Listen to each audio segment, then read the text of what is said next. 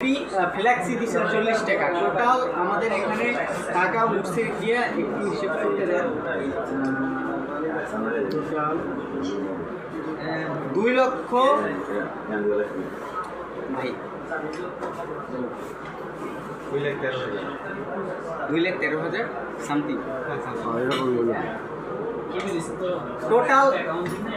Total আপনারা সব মিলিয়ে টাকা পাঠাইছেন 2,13,000 সামথিং টাকা। তো এই টাকাটা আমাদের কাছে এখনো আছে, কারণ গতকালকে আমরা বন্যায় যে ক্ষতিগ্রস্ত এলাকা একদম গ্রামের মধ্যে গেছি। তো গ্রামের মধ্যে যাইয়া স্থানে যাই যেটা বুঝতে পারছি, পানি কিন্তু অলরেডি সব নেমে গেছে, মোটামুটি পরিস্থিতি স্বাভাবিক হওয়া দিছে, মানুষ স্বাভাবিক জীবনযাপনে ফিরে আসতে পারতেছে।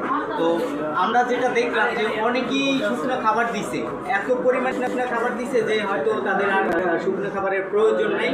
এমনকি আমার ভাই ব্রাদার যারা আসছে খাবার নিয়ে অনেক ক্লোজ, তাদের সাথে আমরা কথাবার্তা রানিং দেখছি, তারা এমন লোক আছে 2-3 লাখ টাকার খাবার কিনে নিয়ে আসছে, এখন দিবে কারে সেই লোকটা পাচ্ছে না, এরকম একটা পরিস্থিতি। তো আমরা যেহেতু জনগণ আমাদের ক্ষতিগ্রস্ত মানুষদের সাহায্য করার জন্যই টাকাটা পাঠাইছে, সেহেতু প্রকৃত যারা ক্ষতিগ্রস্ত তাদের হাতেই আমরা টাকাটা তুলে দেওয়ার ডিসিশন নিচ্ছি। আমরা শুকনো খাবার দিলে সেই শুকনো খাবার যে কাদের দিব এরকম লোক খুঁজে পাওয়া খুব মুশকিল, কারণ সবাই মোটামুটি স্বাবলম্বী।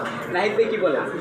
তো এখানে আমাদের 2,13,000 টাকা সামথিং যে আসছে, এই টাকাটা আমরা চাচ্ছি যে বন্যায় যাদের বাড়িঘর একদম উড়েই নিয়ে গেছে, বাড়িঘর ভেঙে গেছে, পাহাড় ধসে যে মানুষগুলো মৃত্যুবরণ করছে, তো ওই মানুষগুলোর ফ্যামিলির অবস্থা আমরা আগে যাচাই বাছাই করবো। এমন এমন ফ্যামিলি আছে যে বাবা একা সংসারটারে হাল ধরিয়ে রাখছে, অথচ বাবাই এই বন্যায় মৃত্যুবরণ করছে। তো ওই ফ্যামিলির অবস্থা খুব নাজেহাল, এরকম অনেক ফ্যামিলি আছে। তো আমরা তাদের আর্থিক সহায়তা করতে চাচ্ছি। এখন যেহেতু টাকাটা আপনাদের কাছে একটা জবাবদিহিতার ব্যাপার আছে, আমরা আপনাদের এই বিষয়টা ক্লিয়ার করলাম।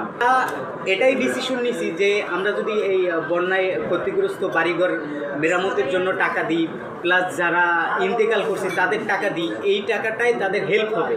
এটা আমাদের পার্সোনাল মতামত, আমরা এই ডিসিশন নিছি। এখন আপনাদের যদি এর বিকল্প কোনো পরামর্শ থাকে আপনারা কমেন্ট বক্সে দিতে পারেন।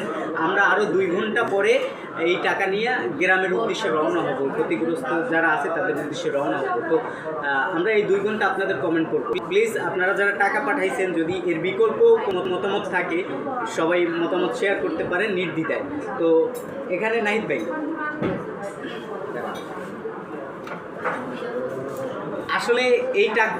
আসলে এই টাকাটা হচ্ছে আপনাদের দেওয়া আমানত। এই আমানতের ভার, এতটা ভার, মানে আমরা এই 2-3 দিন না পারতেছি খাইতে।